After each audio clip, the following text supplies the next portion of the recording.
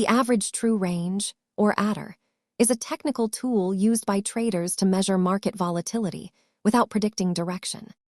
Unlike other indicators, the ATR does not tell you if a price will go up or down. It only measures how much it moves. The default setting is usually 14 periods, creating a smoothed average that helps investors identify periods of market calm or high activity.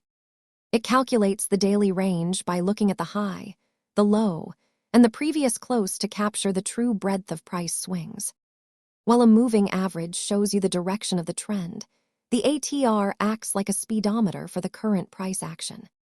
When the line rises, it indicates wider price ranges and higher volatility, helping investors adjust their risk management strategies accordingly. Many investors use this to place stop losses further away in volatile markets and closer in quiet ones to avoid being stopped out prematurely. Understanding volatility is key to managing risk. Remember that indicators are tools for analysis, not guarantees. Thanks for watching.